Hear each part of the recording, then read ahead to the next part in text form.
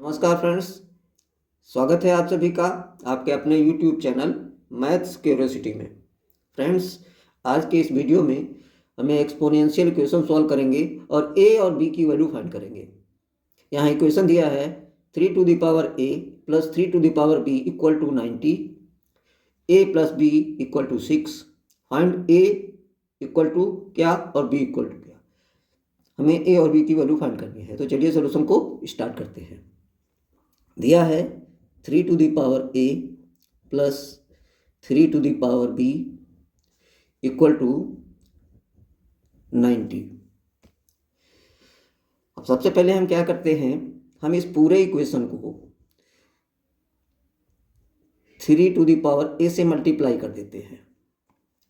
Multiply करने पर यह हो जाएगा 3 to the power a into 3 to the power a plus 3 to the power a into 3 to the power b equal to 90 into 3 to the power a। ठीक है। अब exponential rule से a to the power m into a to the power n अगर है तो ये इसको हम लिख सकते हैं a to the power m into n। इस रूल से ये हो जाएगा 3 to the power a plus 3 to the power a plus b equal to 90 into 3 to the power a।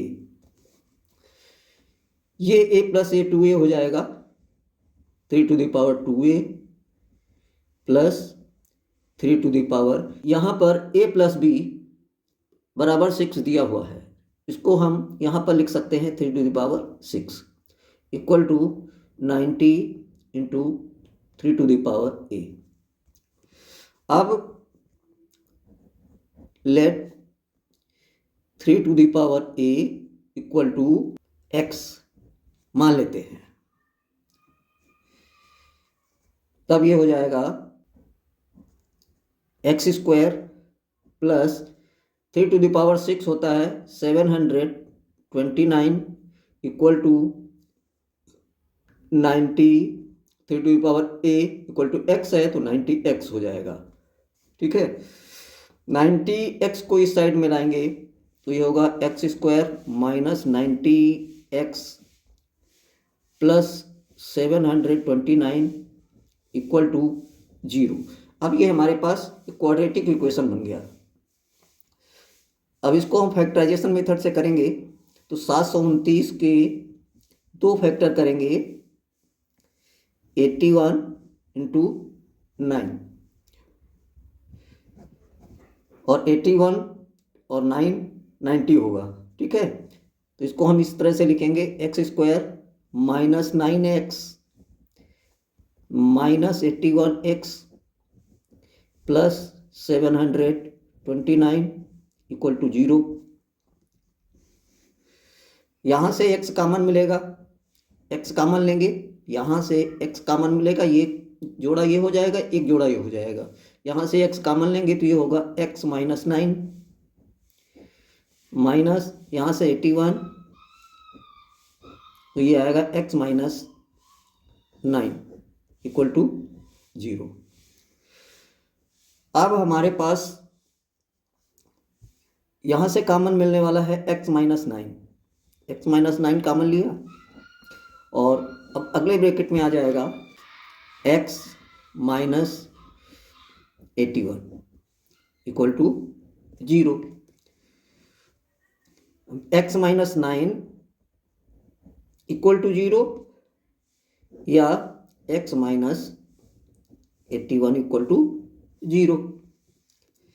इस तरह से x equal to right hand side में लाने पर ये 9 हो जाएगा, x इक्वल टू 9 और ये हो जाएगा x equal to 81।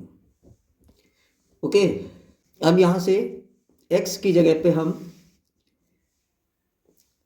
3 to the power a रखते हैं, तो यहाँ पर 3 to the power a equal to 9,